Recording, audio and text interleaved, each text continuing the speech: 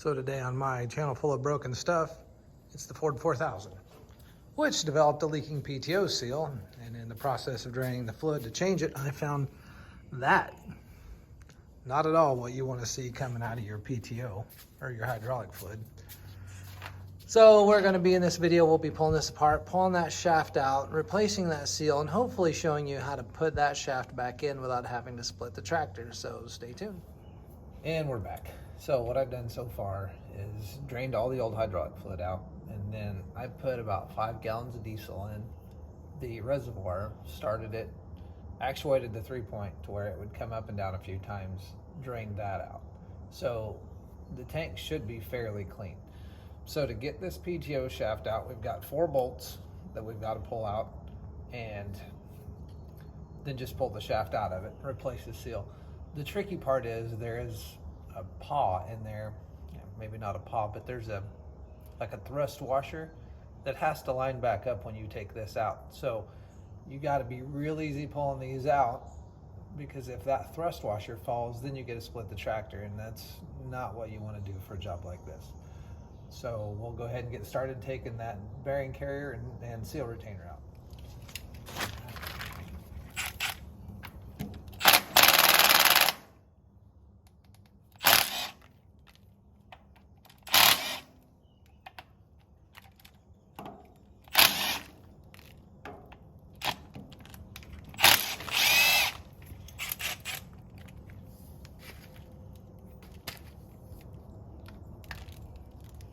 If yours is anything like mine, it's pretty nasty. It's been leaking for a little bit. Now that I have some time, we're going to finally get a chance to tear this apart. In an upcoming video, I'll be replacing the injection pump on this if anybody wants to watch that. So the retainer comes out. So there is your seal. So apparently, from most of my research, I don't have to take that PTO shaft out to replace this seal, which is a nice surprise. As you can see, there's a seal right here inside this housing, and then a paper gasket that retains that. Now on some of the models, apparently on some of the models, this will actually come out, has to come out with the PTO shaft, but that is not the case here. So this job just got a whole lot easier.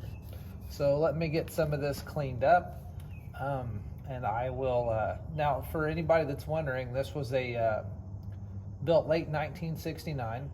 It's a 4000 diesel. It has the 8-speed manual, so that's not the selector shift or the, there was another transmission, I can't remember what it was, but so that may be why mine's like that, I'm not sure. I've actually even looked at manuals that said that that shaft would come out with that retainer. So like I said, that's kind of a pleasant surprise. I mean, I don't believe that it's, yeah. Because there's a snap ring, so that snap ring holds that bearing assembly on, and I just don't see any need to go any farther. When I can knock that seal, basically knock that seal out and place the new one, put the new gasket on, and it's a done deal.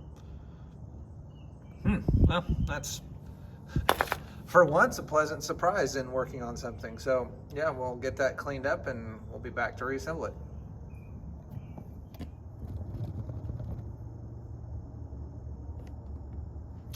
Well, so after, beating on this thing for a few minutes, I decided to go in the house and get my manual. I've gotten one, and lo and behold, the bearing or the seal doesn't go out through the back. There is a retaining ring around the inside of the housing that has to be popped out. So we'll pull that out, and now I think the seal is probably going to come out a lot easier. So yeah, flip it around, go in from this side. And had I not beaten it from the other side much, I probably wouldn't have nearly as much trouble as I'm about to have.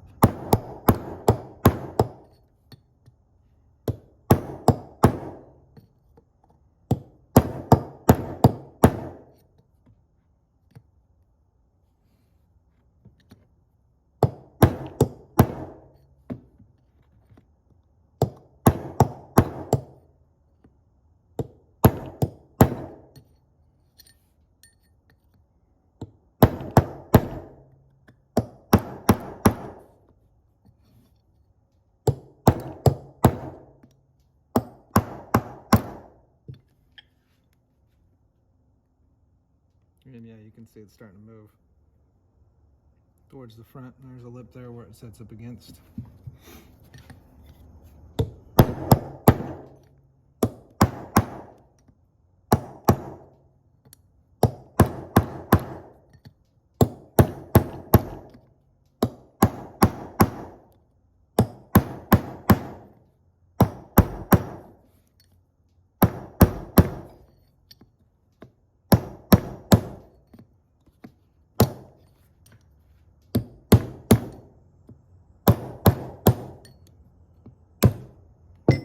And just like that, it pays to read the books, I guess. So the old seal is out. I'm going to get this retainer cleaned up and we'll get the new seal in and get it back on the tractor. So I've got everything cleaned up. We're gonna put the new seal in. Yeah, I'm not sure how I feel about that, but at this point in time, there's not much I can do because I need the tractor to work here. So we'll go ahead and get this seal reinstalled. No dear, I did not wash tractor parts in the kitchen sink. So we'll just kind of get that started in there a little bit by hand. Big socket that fits around the outside as good as it can. And beat on it.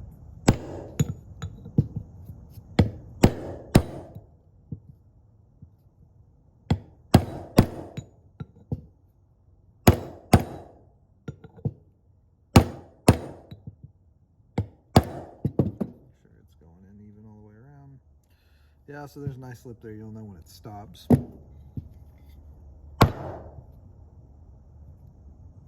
Send it as I can.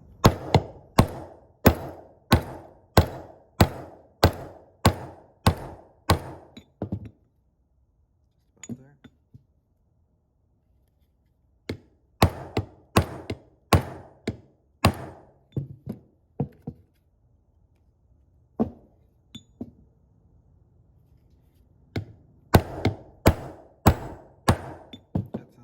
Bottomed out. Yeah, so you can see it's up against the lip all the way around the inside of the housing. And this ring just goes right back in. I did take a pick and clean that groove out real good where this ring sits.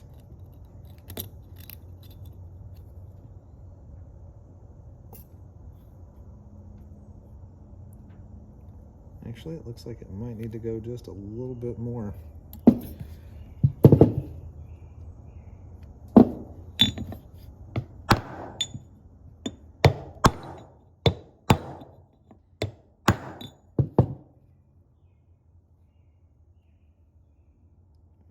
Looks like it's definitely all the way down. So we'll get back in this groove.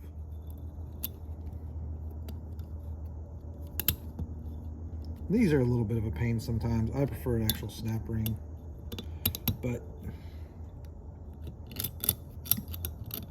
Ford decided to go a different direction for this part.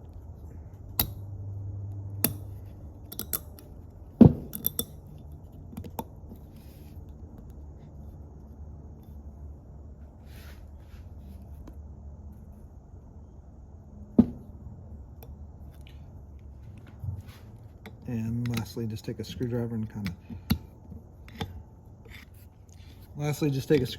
of go around the edge. Make sure that's all the way in.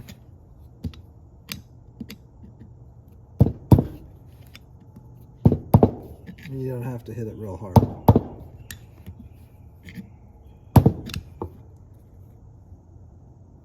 And it should look just like that, reinstalled in that groove. Now there is some space in between the seal and this ring. This ring doesn't actually hold the seal in. It's more of a like a preventative thing to stop the seal from blowing out, I guess, if you overpressure the hydraulic reservoir or something along those lines. Before I reinstall it, I'll put a little bit of grease around the inside of the seal, just to help with initial startup and everything like that. I mean, it shouldn't need it, but I just do it on seals anyway. Just seal goes on easier, less risk of tearing the lips in the seal or anything like that. All right, so we're back. I have cleaned up the mounting surface where the seal retainer goes. I have a new gasket to install. I've greased the inside of the seal and a little bit on the outside of the PTO shaft just to help. That's the way I've always been told to do it. So that's how I'm going about it. Slide that on. bolt.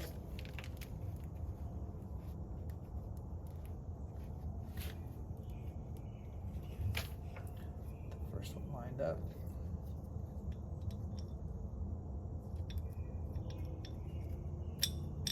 I did check the end play on the, I checked the end play on the PTO shaft by wiggling it. There's no play, the bearing's real tight, so no reason to go any further on that. So just like that.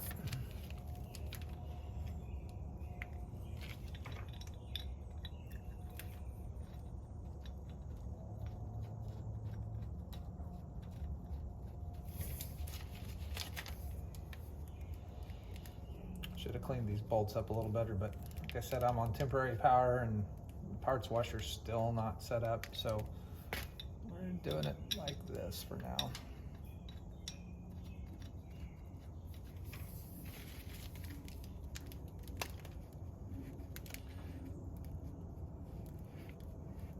At one point I'd looked for replacement housing, but because of this chip in the bottom, but these things are, you know, kind of getting hard to find these days, which is odd since this tractor's a 1969. I thought you'd still be able to find parts relatively easy, but and then just push that down tight.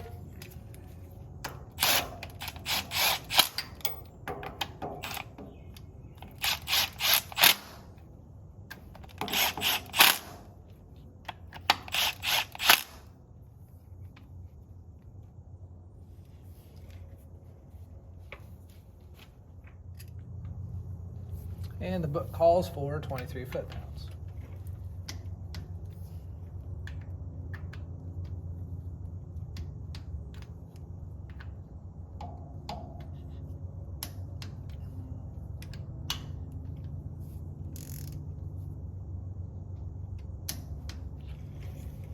And that's that for the root seal replacement on the 1969 Ford 4000 tractor.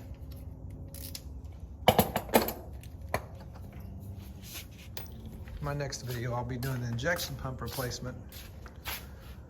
Right here, it's a cab style pump. It's a pretty straightforward job. This one works.